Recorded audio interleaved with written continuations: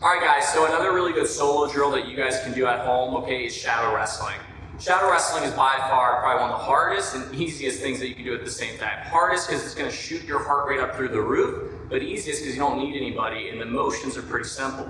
It's just about keeping the pace high and understanding how to do the positions correctly.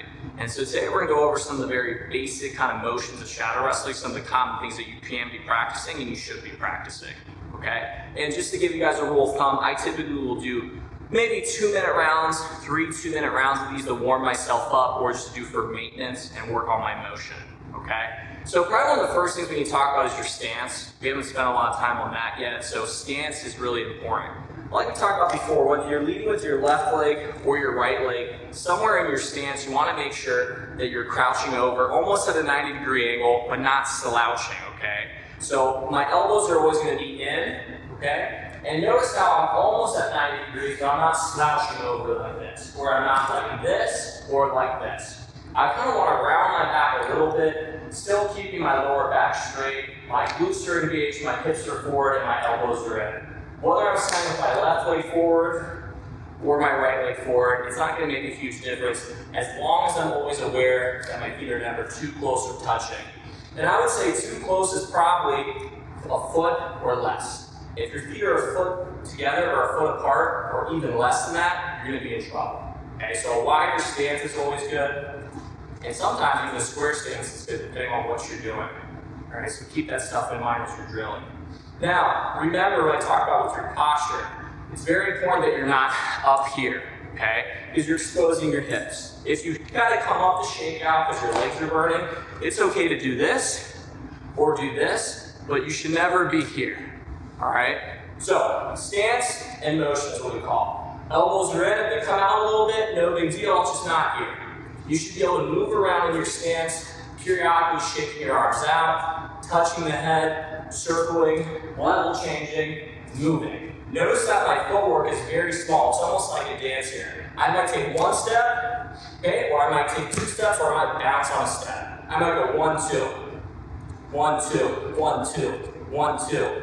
Kind of always checking myself. You'll never see me do this, and you'll never see me do this.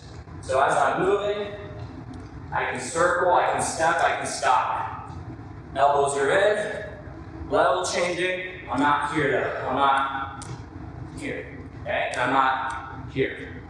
Always on one stance. Notice that I change my stance a lot, but I'm always keeping good posture and good motion. Okay? Some things to keep in mind. So now we bring Sophia in to kind of go over more specific details. Okay? So Sophia's going to go into her stance. From Sophia's stance, she's going to bring her elbows in a little bit. And notice once again, she's got good posture, a little bit of rounding in her back, but she's not slouching. Some of the things you're going to practice on when you shadow wrestle are the first one being a shot. So slow motion, Sophia's going to take a shot. She's going to hit with her lead knee first, driving her hips forward, and coming right back up. When she shoots, notice how her arms are going to extend as if she's reaching for the leg, and as she finishes, she's going to pull the leg back into her, sliding her leg through, and coming up. If you feel like you're clumsy, which a lot of people when they first shadow wrestle are, they hit the ground, they can't get up, you can do what we call a training wheel. Meaning, as you shoot, the first thing that actually hits the ground is going to be your lead hand. That's going to help you get up. So as you shoot through, you push off your hand, and you stand back up. Okay? And again, to show you guys, if you feel like when you shoot, you come down and you are very clumsy and you can't get up and you're struggling, post on your hand, use that to put your weight on, and stand up.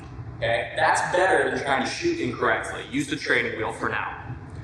Next thing you can practice is a sprawl. And now we have a couple of different sprawls. So if you face the camera, please. You can sprawl to your groin. So that's straight on. You can sprawl to either hip. Sprawl to the other hip. Okay? Those are kind of your 3 basic sprawls. And when you sprawl, you want to try to do it in one motion down and one motion up. Meaning, I don't sprawl like this. Or like this. Okay? I try to come straight down and straight up. One motion. Regardless, even if I hit my head. Look. One motion, one motion. Important. Next thing is circling. So Sophia's still in her stance.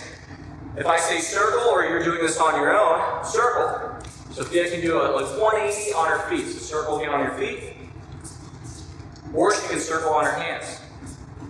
Yeah? Okay, very simple, just a circle. Okay, and then we have our down blocks. Okay, so down blocks can be done 2 different ways. Show them the first variation. Go ahead again. Face the camera, please. And all she's doing there is simulating as if she's stopping a shot. So when she down blocks, she's jamming the shot. So if I try to shoot it on Sophia, she's going to block me. So I take a shot off Sophia. I'm going to end up right in front of her hands. She's going to block and be able to choke or stab me down. Now she can also down block by kicking the leg up. So she down blocks and she kicks the leg up. Okay, so down block again. With down blocking, it actually doesn't matter, okay, which hand hits the ground or which foot comes up. It can be either side because it can shoot to any leg. So you just have to be ready to time that. So for example, if Sophia were to, we'll say, shoot to my lead leg, okay, my left leg, as she shoots, I don't even have to physically put my hands to the mat. I can put my hand on her shoulder as she shoots. Go ahead. I down block. I just got away. So again, we're wrestling. Sophia takes a shot. Out of the way. Okay? That's an example of a down block. So now we're going to give you a scenario where we put it all together. Sophia on her own is going to shadow wrestle for maybe about 20, 30 seconds. She'll incorporate her shots, her sprawls, her circles, and all that together. Okay? And then I'm going to call it out as if you had a partner at home or you're in the gym and someone can call out stuff to fire that nervous system. And the last thing we get at it is the fast feet. So Sophia shows fast feet. When someone says fast feet, again, this is to fire the nervous system and get your footwork working really well and smooth. Okay? So Sophia starts shadow wrestling. So Sophia's moving on her own. She's adding in motion. She can sprawl, she can circle, she can shoot on her own. Okay? Notice too that she's also conscious of hand fighting, right? Because she's still grappling. She can steer her partner too. Okay? She can use her hands as the upper body to pull them. She's sprawling. She's hitting shots. She's constantly moving. When I say fast speed, she goes fast speed, and she resets. Okay? So now we'll do another scenario, which is good if you have somebody who can call out stuff at home. Probably one of the most basic shadow wrestling sequences is a sprawl, circle, shoot. So Sophia's moving, and I yell sprawl, circle, shoot. So in the center, she goes sprawl, she circles right off of that, and then she takes a shot. That's going to constantly fire your nervous system and give you a realistic reaction. She sprawls on the person shooting, she circles, and she shoots. Please try to stay center if you can, one more time. So she sprawls, she circles, and she takes a shot. Exactly. Okay? So now we'll kind of put it all together, and I'm going to move around a little bit. So shadow wrestling, once you get the motion, should be intense and should be active. So I'm moving on my own.